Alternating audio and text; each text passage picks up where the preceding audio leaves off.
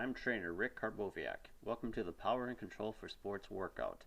Today I will take you through the basics of power and control using a simple kettlebell, a dumbbell, and a jump rope.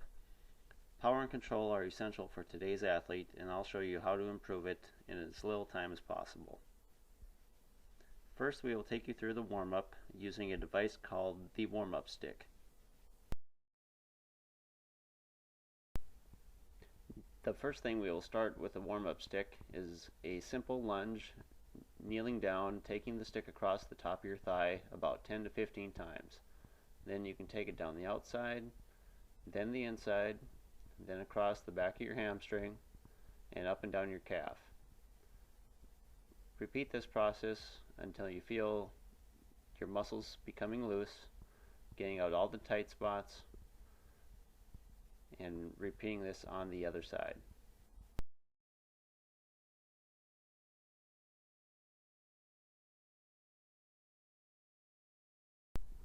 Now, if you don't have a stick, a simple rolling pin would do just fine. I have many clients that use this at home and also use a rolling pin, and it essentially does the same job. I believe the stick helps get down a lot deeper into the muscle tissue, but hey, if you have a rolling pin, that works just fine too. It gets the basics done for you, and I'm all about getting the basics done. Next up is we have the lower back being worked on. Try and lean forward, take the stick down the side of your lower back, take it across each side. Let's go up and down nice and smooth. The next spot we will get is the top part of the upper back. Just take the stick so it's in line with your spine and take your top hand across your side. Just roll back and forth nice and easy. This one really gets down deep into the deep muscles behind the shoulder blades. Gets your shoulders nice and loose. Finally, you can finish off by taking the stick up and down the side of your arm and the front of your arm. Just a few times usually does the job for you. Now we will get into the heart and soul of the workout, the kettlebell swing. For the kettlebell swing, you want your hands to be at about knee level with a flat back, pushing your hips back. Then gently rock the weight back and drive the hips forward. This will help swing the weight up to about shoulder height. Now we go into a one-arm version. Same action applies, just a little slight twist at the top. Drive the hips forward. It'll help carry the weight up right to about shoulder height. Here's a good side view. Notice the flat back, hips pushing back first, and driving forward explosively. This is a very explosive exercise that you need a lot of power and control for to redirect and absorb all the weight of the kettlebell. Going into an alternating version, it is helpful with the kettlebell if you have the handle pointed straight towards you, so you can switch from hand to hand in a more smoother format. Next up, I will show you the dumbbell version, and just in case you don't have a kettlebell, a dumbbell would do just fine. Once again, try and have the handle pointed straight up and down so it's not going to come and smack your knees. Keep your feet about shoulder width apart, hips pushed back, drive the weight forward, drive the hips forward, which will bring the weight up. Going into a one-arm version, same thing applies. Handle pointed straight up and down. You can switch back and forth very smoothly with this exercise. The alternating version, same thing applies. Swing up and down. Just switch hands very quickly, very smoothly.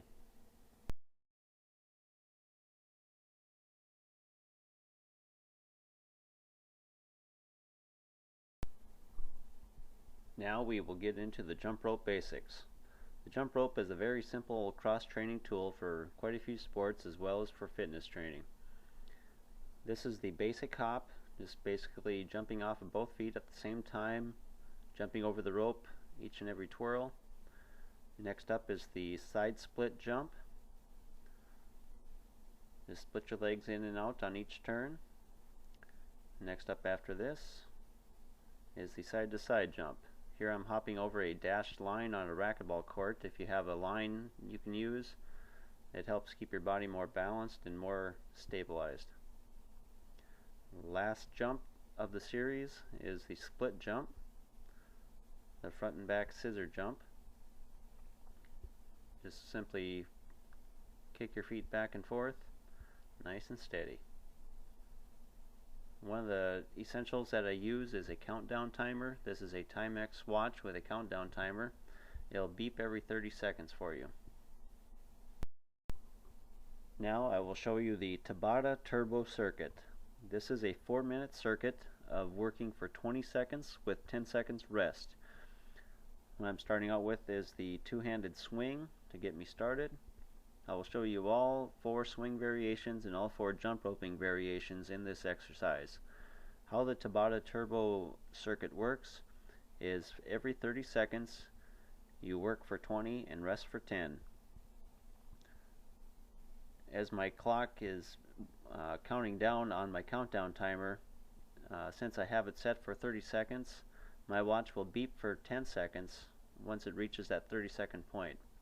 This is the signal that I use to rest for the 10 seconds, and then when the watch is done beeping, I simply jump until I hear it beep again. I repeat this back and forth for 4 minutes for the Tabata Turbo Circuit. Now if 20 seconds seems like too much for you, you can break it down and perform work for 10 seconds and rest for 20, and try that for the 4-minute round. Next up, to progress from that, you can go 15 seconds of work with 15 seconds rest for every work period in this circuit. Then once 15 and 15 feels steady for you, you can go ahead and shoot for the 20 seconds of work and 10 seconds of rest.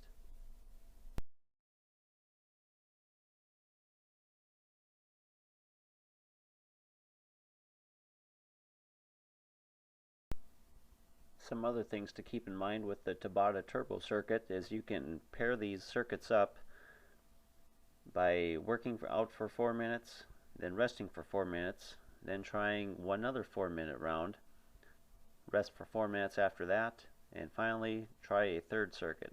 This gives you a great 20-minute workout with endless combinations of swings and jump roping patterns that you can try and apply to help you create power and control for your sports.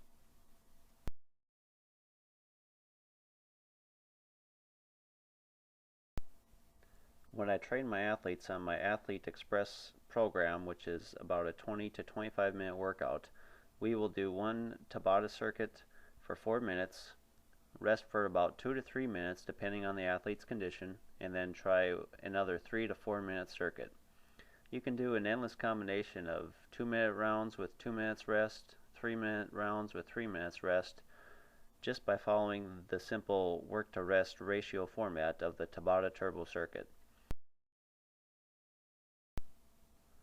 One other great benefit of the Tabata circuit is that you can use it as a great warm-up to get your muscles loose and ready to go for a strength training workout. The simple kettlebell swing aids in this tremendously. You can also use it as a great calorie churner at the end of a hard workout, such as a speed and agility workout or a strength and conditioning workout.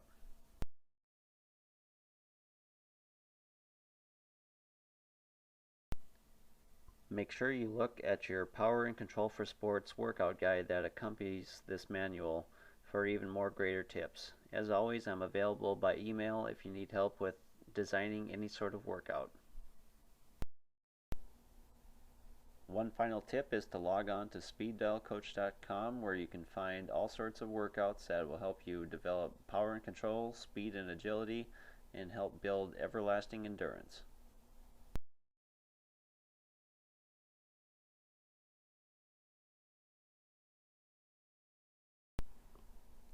For the cool down, use the stick once again to aid in your cool down portion of your workout.